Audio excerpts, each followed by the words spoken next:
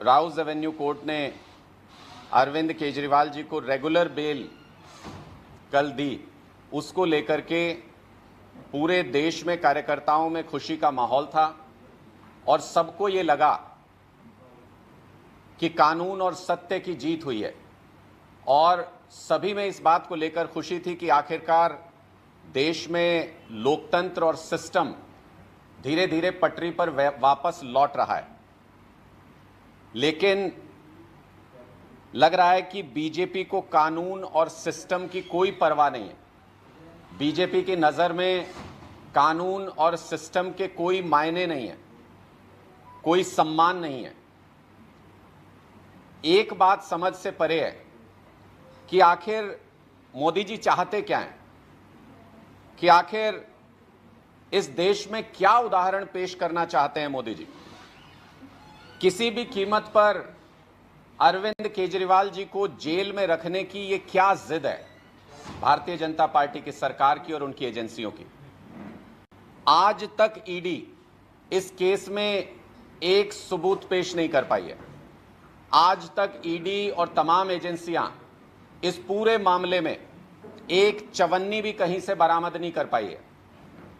लेकिन उसके बाद भी एक अजीब सी जिद है मोदी जी की, बीजेपी की और ईडी के अधिकारियों की कि किसी भी कीमत पर अरविंद केजरीवाल को, आम आदमी पार्टी के नेताओं को जेल के अंदर रखना है। इसमें यह तो साफ नजर आता है कि अरविंद केजरीवाल जी को किसी केस के बिना पर नहीं, बल्कि एक राजनीतिक कैदी बना करके जेल की सलाखों के पीछे रखना चाहती है भारतीय जनता पार्टी। मैं ऐसा इसलिए कह रहा हूं क्योंकि ईडी ने खुद आज हाईकोर्ट में जब वो गए तो उनके वकीलों ने ये कहा कि अभी तक ऑर्डर की कॉपी नहीं आई है।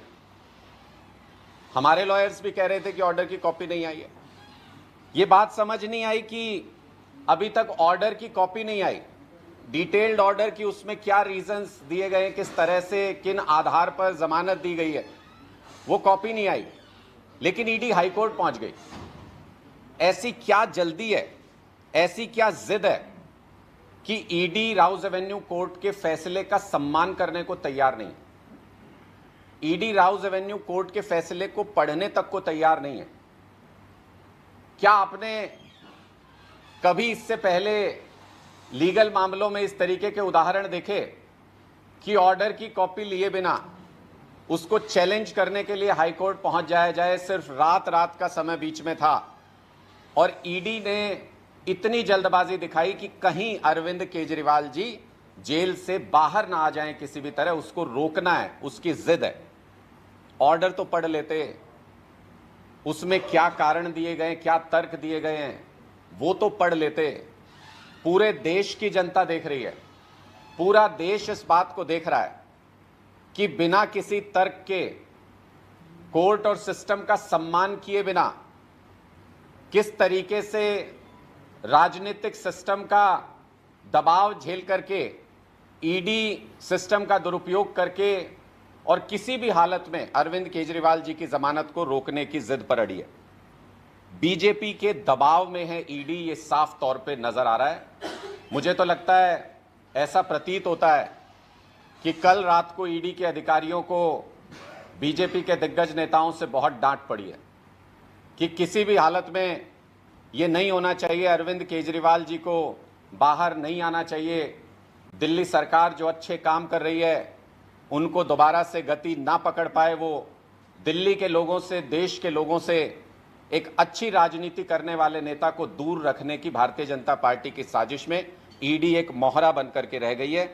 ये पूरा केस मनगढ़ंत है, ये पूरा केस झूठा है, भारतीय जनता पार्टी के दफ्तर में लिखी गई कहानी है।